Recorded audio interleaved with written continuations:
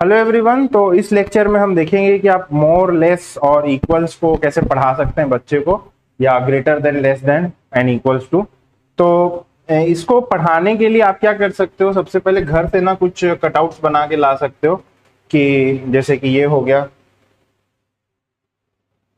ये वाले साइन का, ये वाले साइन का और इक्वल्स टू का, ये तीन साइन आप जो है घर से बना के ला सकते हो। या एक क्रोकोडाइल का कटआउट रहता है, हम लास्ट में देखेंगे लेक्चर के, वो भी आप बना के ला सकते हो। तो कुछ इस तरीके से आप घर से बना के तैयारी करके ला सकते हो। अब पढ़ाना कैसे वो हम देखेंगे। पहले तो बच्चों को सिंबल्स वगैरह कुछ नहीं बताना है। पहले आप जब चालू करोगे तो आप सपोज एक बच्चे को 2 टॉफी दे दिए और एक बच्चे को है 4 टॉफी, 4 पेंसिल या 5 पेंसिल, 5 चौक, कुछ भी दे दिए। और बच्चों को पूछोगे कि बच्चों बताओ कि मोर या ग्रेटर क्वांटिटी किसके पास है, ग्रेटर क्वांटिटी किसके पास है। तो बच्चे बोलेंगे इसके पास है। तो आप इसको ब्लैक बोर्ड में लिख दोगे 2 और 5, और आप इसको सर्कल कर दोगे कि ये ग्रेटर क्वांटिटी। अभी हम साइन इंट्रोड्यूस नहीं करेंगे शुरू में। ऐसे आप 4-5 एग्जाम्पल्स दोगे, और किसी को 1 चॉकलेट दे दिए, किसी को 3 चॉकलेट दे दिए, तो बोलोगे कि 1 और 3 में बड़ा कौन है, 3। और जनरली ये बच्चों को पता रहता है लॉजिक इसका, क्योंकि 1 2 3 4 ऐसे ही काउंटिंग सीखते हैं। फिर आप जो है ये पूछ सकते हो 4 और 2 में, तो 4 हो गया। तो ऐसे आप बच्चों को पहले बता दोगे। फिर आप बताओगे कि बच्चों ये जो क्वांटिटी है ये कौन सी होती है, ये ग्रेटर क्वांटिटी होती है, जो बड़ी होती है। सॉरी, यहाँ स्पेलिंग एरर है, यहाँ ई आएगा। तो ये जो क्वांटिटी है, ये जो है ये ग्रेटर क्वांटिटी होती है।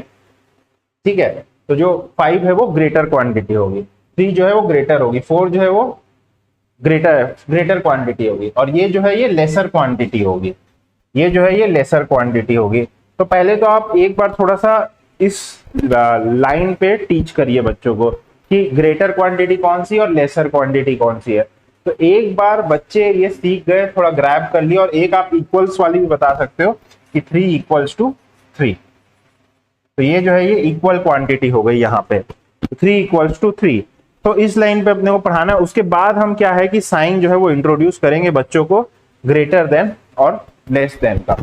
ऑलराइट। तो आप जो है बच्चों को ऐसे बताओगे कि बेटा ये जो है ये होता है ग्रेटर देन, और ये होता है लेस देन। तो ये साइन आप बताओगे, और नंबर्स के साथ में आप बताओगे कि देखो 8 क्या है, 5 से ग्रेटर है, तो हम ऐसा सिंबल यूज करेंगे। ग्रेटर देन तो ग्रेटर क्वांटिटी है। आप बच्चों को पूछोगे ग्रेटर क्वांटिटी कौन सी है, ये है, तो हम ऐसा साइन यूज करते हैं, ये ग्रेटर है। ठीक है। अब क्या है कि 3 जो है और 5, अब 3 कौन सी क्वांटिटी है, लेसर है, तो 3 इज लेस देन। तो थोड़ा सा ऐसा फिर बार बार आप जो है रिपीट कराओगे बच्चों को। और इसमें एक चीज का बहुत ध्यान रखना है कि बच्चों को अगर ये टर्म याद नहीं भी होता है, ग्रेटर देन, लेस देन, कोई दिक्कत नहीं। आप बस ये बताइए कि जिस तरफ बड़ा लेटर है उस तरफ जो है आपको साइन ऐसा बनाना है। इतना भी सिखा दिया तो बहुत है। अभी ये ग्रेटर देन, लेस देन नहीं भी सीखे तो चलता है। और 4 जो है इक्वल्स होता है 4 के, तो अगर बराबर है तो इक्वल्स रखना है। तो ये आपको यूज करना है ये वाला। ठीक है कि 4 = 4 हो गया। तो greater than, less then, equals, ये आपको ऐसे पढ़ाना है। अगर आपके बच्चे नहीं भी समझ पा रहे कौन सा साइन ग्रेटर देन का, जनरली ये ग्रेटर देन का होता है, ये लेस देन का होता है, आप बस ये बता सकते हो कि ये ऐसा इस तरफ रहेगा। अब अंदर स्लाइड्स में देख लेते हैं क्या है, कैसे है। क्रोकोडाइल कटआउट मैं आगे बताऊंगा आपको। इंट्रोड्यूस द सिंबल, ये ग्रेटर देन हो गया, ये लेस देन हो गया, ये इक्वल्स टू हो गया।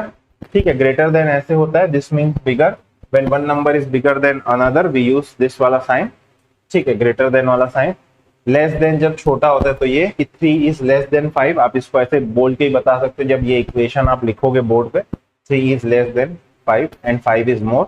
इक्वल्स यानी इक्वल होता है। ऑलराइट। तो वी यूज क्रोकोडाइल। तो एक बार हम देखते हैं कैसा रहता है नेक्स्ट स्लाइड में। और आपको ये बताना है हमेशा, crocodile always eats the bigger number. Crocodile का जो माउथ है वो बिगर नंबर की तरफ खुलता है।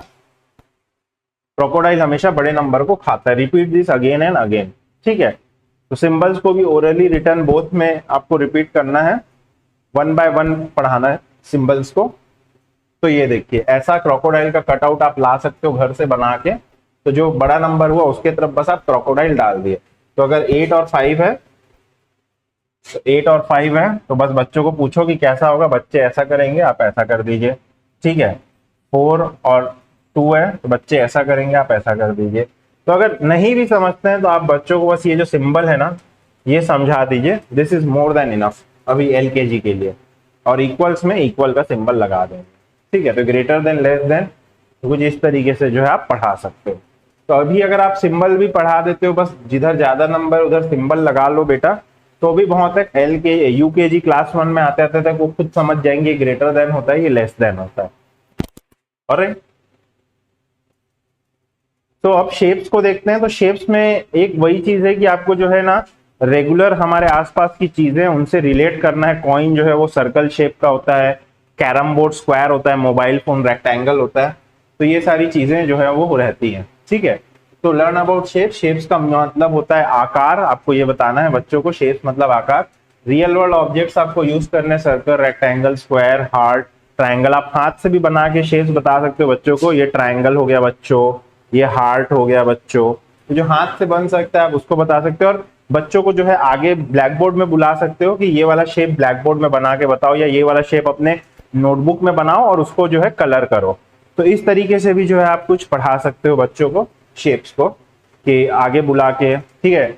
यूनिकनेस बता सकते हो। थोड़े बच्चे छोटे हैं तो ये वाला पार्ट आप स्किप कर सकते हो, पर अगर आप चाहो तो यूनिकनेस बता सकते हो कि सर्कल पूरा गोल होता है, उसमें कहीं पे भी कॉर्नर्स नहीं होते, या स्क्वायर में 4 कॉर्नर्स होते हैं, ट्राइंगल में 3 कॉर्नर्स होते हैं।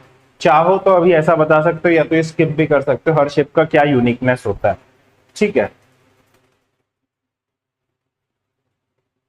बहुत इंट्रोडक्टरी नॉलेज देना है, कोई डिटेल नहीं देना है ज्यादा हमको। शेप्स विथ हैंड, जैसे मैंने बताया हार्ट है तो आप हार्ट बना के बता सकते हो ऐसा, ठीक है। Draw shapes on board notebook, उसको कलर करो, ड्रॉ करो, कलर करो। Can ask the colour, can ask them to colour the shapes and match the same shape. तो ये आगे हम देखेंगे। Children get confuse between circle and oval, तो आप चाहो तो स्किप भी कर सकते हो सर्कल और ओवल, या ये बता सकते हो कि जैसे जो है व्हील जो है वो सर्कल होता है, और एग या वाटरमेलन, वाटरमेलन बच्चे देखे रहते हैं वो ओवल शेप का होता है, वाटरमेलन जो है वो ओवल शेप का होता है, okay. Children can be asked to count sides, तो बताओ कि ट्राइंगल में कितने साइड्स है, काउंट करके बताओ। तो ये कुछ एक्टिविटी आप करवा सकते हैं, ठीक है।